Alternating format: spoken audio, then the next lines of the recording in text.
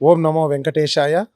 శ్రీ వెంకటాచలాధీశం శ్రీయాధ్యాసిత వచ్చసం శ్రితచేతన మందారం శ్రీనివాసమహం భజే. భక్తులందరి చేతిలో ఉన్నటువంటి మందారం స్వామివారు కల్పవృక్షంలాగా భక్తుల కలియుగంలో కలవు వెంకట నాయకస్య అంటూ భక్తుల కొంగు బంగారంగా భక్తులను అనుగ్రహిస్తూ ఉన్నటువంటి శ్రీ లక్ష్మీ పద్మావతి సమేత ప్రసన్న వెంకటేశ్వర స్వామి వారి ఆలయంలో వైకుంఠ ఏకాదశి పర్వదినం సందర్భంగా ఈ నెల 30వ తేదీ భక్తులందరికీ కూడా విశేషమైనటువంటి ఏర్పాట్లు చేయడం జరిగింది. ఉత్తర ద్వార దర్శనం, వైకుంఠ ద్వార దర్శనం రెండూ కూడా మన ఆలయంలో అందుబాటులో ఉంటాయి. సహజంగానే ఉత్తర ద్వారం ఇక్కడ ఏర్పాటు కలిగింది. భక్తులందరూ కూడా ప్రతి సంవత్సరము వైకుంఠ ఏకాదశి పర్వదినం సందర్భంగా అశేషంగా స్వామివారిని దర్శించుకుంటూ ఉన్నారు. ఈ సంవత్సరం కూడా విశేషమైనటువంటి ఏర్పాట్లు భక్తులకు చేయడం జరిగింది.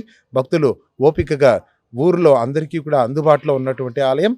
స్వామివారు అమ్మవారు చిద్విలాసంతో భక్తులను అనుగ్రహిస్తూ ఉన్నటువంటి ఆలయంలో స్వామివారిని వైకుంఠ ఏకాదశి పర్వదినం సందర్భంగా సకుటుంబ సమేతంగా అందరూ కూడా దర్శించి తరిస్తారని, శ్రీవారి కృపా కటాక్షాలకు పాత్రలవుతారని భక్తులను కోరుతూ ఉన్నాము. భక్తులకు ఉదయం 5 గంటల నుండి రాత్రి 12 వరకు కూడా స్వామివారి దర్శనాలు అందుబాటులో ఉంటాయి. ద్వాదశి రోజున చక్ర స్నానంతో కూడా స్వామివారికి విశేషమైనటువంటి కైంకర్యాలు నిర్వహిస్తాము. ద్వాదశి రోజున చక్ర స్నానం అనేది ఆగమశాస్త్ర ప్రకారము పెద్దలు నిర్ణయించారు. కావున ఆలయంలో తిరుమలలో వలె ఆగమశాస్త్ర ప్రకారం వైకానస ఆగమశాస్త్రం ప్రకారము బ్రహ్మోత్సవాలతో సహా నిత్యోత్సవాలు, మాసోత్సవాలు అన్నీ కూడా నిర్వహిస్తూ భక్తులు స్వతహాగా వాళ్ళే పెద్దలుగా ఉండి ఆలయ కమిటీగా ఏర్పడి నిర్వహిస్తూ ఉన్నారు. వారందరి కృషి ఫలితంగా ఆలయం దినదిన ప్రవర్ధమానమవుతూ భక్తులందరికీ కూడా కొంగు బంగారంగా మన మనసు స్వామివారి పట్ల పెడితే చాలు ఆయన మనల్ని అనుగ్రహిస్తారు అనడానికి ఇదంతా కూడా స్వామివారి తిరుపతి అంతా కూడా స్వామివారి క్షేత్రం. స్వామివారు అణువణువున ఉన్నారు. ఇక్కడ ప్రతి చోట కూడా ఆ స్వామివారు ఉన్నారు అనడానికి ప్రతి నిత్యము జరిగేటటువంటి సంఘటనలే ఉదాహరణలు.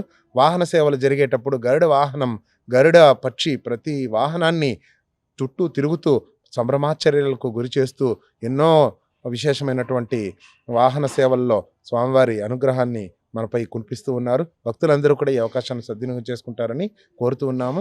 విశేషంగా బ్రహ్మోత్సవాలు కూడా ఈ నెల జనవరి 20వ తేదీ నుండి 29వ తేదీ వరకు 3వ వార్షిక బ్రహ్మోత్సవాలు జరుగుతాయి. వార్షిక బ్రహ్మోత్సవాల్లో భాగంగా 10 రోజుల పాటు శ్రీవారి వాహన సేవలు ఉంటాయి. తిరుమలలో జరిగే వాహన సేవలను తలపించే విధంగా స్వామివారే తిరుమల నుండి దిగి ఇక్కడ విడిది చేసి బ్రహ్మోత్సవాలలో మనందరి చేత సేవలు కొని పోతూ ఉన్నారేమో అన్నట్లు బ్రహ్మోత్సవాలు జరుగుతూ ఉంటాయి. భక్తులందరూ కూడా జనవరి 20వ తేదీ నుండి 29వ తేదీ వరకు జరిగే బ్రహ్మోత్సవాలలో పాల్గొంటారని కోరుతూ ఉన్నాము. ఓం నమో వెంకటేశాయ. ఈ క్యూ లైన్లు ఏర్పాటు చేయడం జరిగింది. క్యూ లైన్లలో టోకన్ సిస్టమ్ ఏం లేదు. వచ్చిన భక్తులందరూ కూడా డైరెక్ట్గా క్యూ లైన్లో నుండి స్వామివారిని దర్శించుకొని తిరిగి వెళ్ళేటప్పుడు స్వామివారి ప్రసాదాలు స్వీకరించి వెళ్ళే విధంగా పార్కింగ్ కానీ సిమెంట్ రోడ్డు కొత్తగా వేసినప్పటికీ ఎలాంటి ఇబ్బంది కలగకుండా క్యూ లైన్లు ఏర్పాటు చేయడం జరిగింది. అలాగే వాహనాలను నిలిపి ఉంచడానికి కూడా పూర్తిగా 2 వైపులా అట్లా రాస్ వెనక వైపు అయితేనేమి, ఇక్కడ ఆర్డీఓ ఆఫీస్ వెనక అయితేనేమి పూర్తిగా ఏర్పాట్లు చేయడం జరిగింది. భక్తులందరూ కూడా ఈ అవకాశాన్ని ఉపయోగించుకుంటారని కోరుతున్నాం. దేశాయ భక్తులు శ్రీ లక్ష్మీ పద్మావతి ప్రసన్న వెంకటేశ్వర స్వామి ఆలయం నందు తిరుపతి అర్బన్ ఆఫీసులో ఉన్నటువంటి శ్రీ కలియుగ వైకుంఠ ద్వారం, అలాగే ఉత్తర ద్వారము వైకుంఠ ద్వారం ద్వారా స్వామివారికి దర్శనం భాగ్యం ఉంది.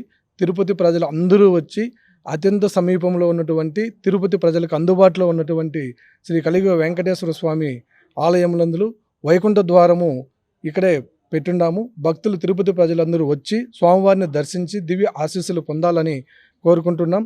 అలాగే జనవరి నెలలో 20వ తారీఖు నుంచి 29 వరకు అంగరంగ వైభవంగా స్వామివారి తృతీయ బ్రహ్మోత్సవాలు జరుగుతున్నాయి. భక్తులందరూ పాల్గొని తమ తమ కోరికలను తీర్చుకోవాల్సిందిగా తిరుపతి ప్రజలందరూ వచ్చి స్వామివారిని దర్శించి దివ్య ఆశీస్సులు పొందాలని, అలాగే స్వామివారి తీర్థ ప్రసాదాలు కూడా స్వీకరించాల్సిందిగా మరి కోరుకుంటూ ఓం నమో వెంకటేశాయ. గోవింద గోవింద.